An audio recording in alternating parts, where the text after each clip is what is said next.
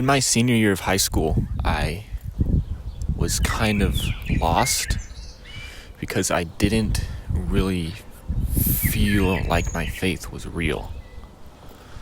Because I saw my peers had such emotion behind their faith, and I didn't really feel that.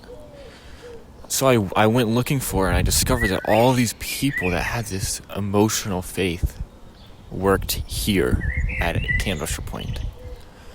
So I sent in an application, and I became a counselor for a year. And it definitely changed my faith. And I'm so thankful for the times I've had here, and I'm going to bring you along and show you the places that I experienced these things, and tell you some stories about my faith and how this camp has changed me. And it's colder than normally is out here. I'm normally here in the summer, and it's quite warm, but it's cold and it's the winter. So a nice change of vibe is nice. This cabin was the one I think I stayed at the most. Definitely very influential weeks. I would set up my hammock in between these two trees. That'd be my rest time. But I had a lot of conversations with kids right here. Every week we had to have a one-on-one with every single one of our campers. Our co's would split it up, and we'd talk to them. And my goal was always to talk about Jesus. So I get talking to these kids, and I'd ask them, do you think you're a Christian? And they would always come up with these responses, and some of them would be like, yes. And I would be like, why are you a Christian? They're like, because I go to church. It's like, yeah, that's great. And I would try and narrow it down and see if they actually had the faith. So I was there to see multiple kids come to Christ right here, and experiencing God work through me was amazing. I think that was something that is so powerful to see. Me, who was struggling a lot with my faith, to be able to bring such change to these kids. It was crazy.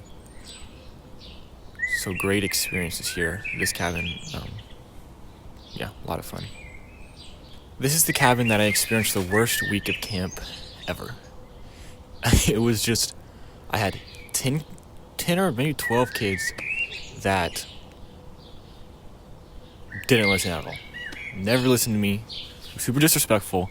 They'd always get up to mischief, and it was just a lot of stress and work. I think it might have been my most stressed week of my life. I remember I was standing at this door. The first day, I was standing at this door. They were unpacking all their stuff. It's like, come on, guys, we got to make it to the meeting. We're going to the meeting. None of them are paying attention. Guys, let's go to the meeting.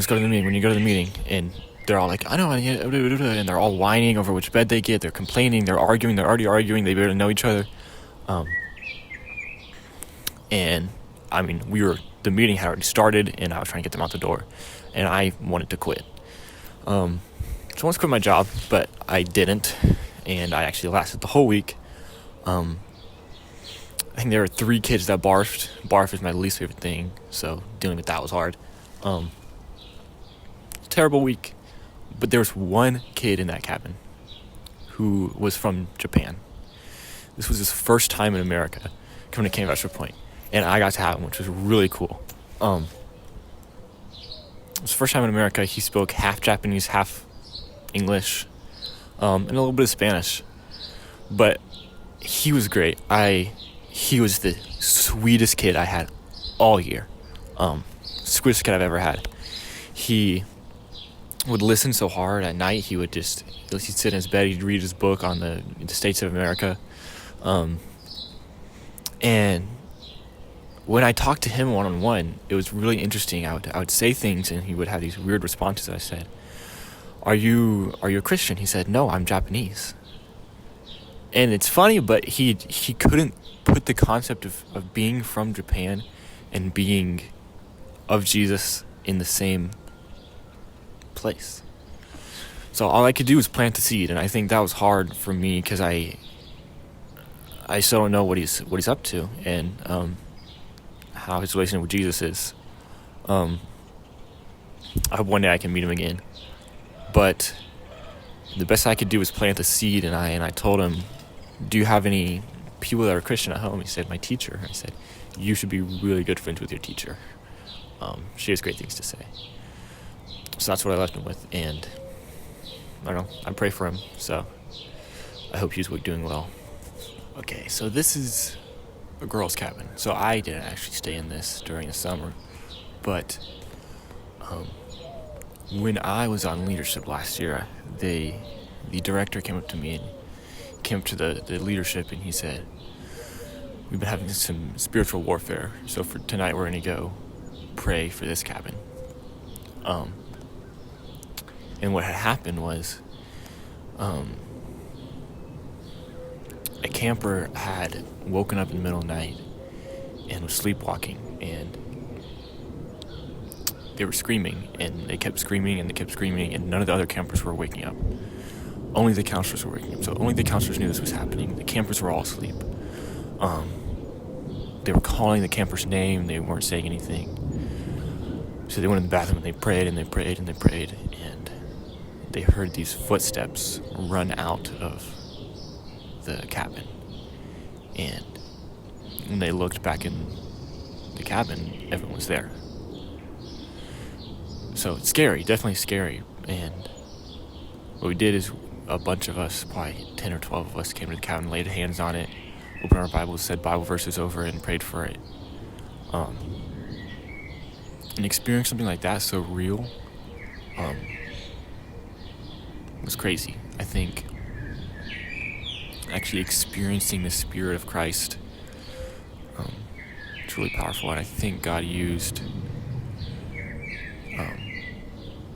the spiritual warfare in this cabin to work in my life and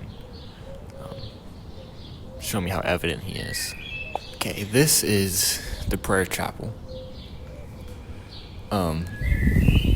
This is probably my favorite place on the camp because it's kind of secluded. It's deep in the woods. It overlooks the lake. I think it's probably the most beautiful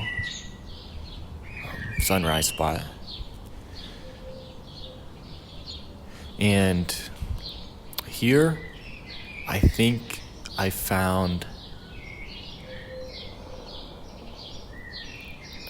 experienced Jesus the most, because never before was I able to pray for more than 1 minute. But when I was here, I would walk down and I'd sit on the outlook and I'd read my Bible, and I'd pray for the most I've ever prayed.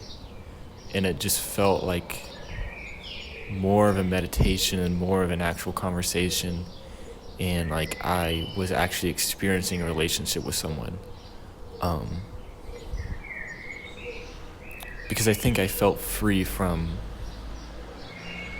the rest of the world. And I felt like I was just with him. So this place was always so nice to find Jesus. I feel like his presence was here. I think this place I can thank for my closeness in my relationship with the Lord, and my ability to meditate on his word and bring all my worries to him, which is great. So thanks to the prayer chapel. This is Vesper Point, which might be a little confusing because we're at Canvasser Point, but this is what it's named after. This is the point where we have Vespers every night. It's evening worship, and people give their testimonies. So when I stood up here and I told my testimony the first year, I think it was really powerful because it was things that in my life I didn't view as that important, but a lot of people came up to me and were like, that really touched me. So hearing that my story had real power and my walk with Jesus could empower others was really powerful. We all sit here. It's a natural rock auditorium, and there's a beautiful background. We'll have boats go by, but that's okay. But yeah, I'm here to thank Western Point for what it's done, but it's more power to God, because I actually need to be thanking God for this, because He's the one that called me to come here. He's the one that sent the kids. He's the one that worked through me and all the kids, and that's, I think, overall what I learned most here, was that my goal in life is to be a vessel of Him, and anything I do is not of myself, but it's from Him. So, thank the Lord.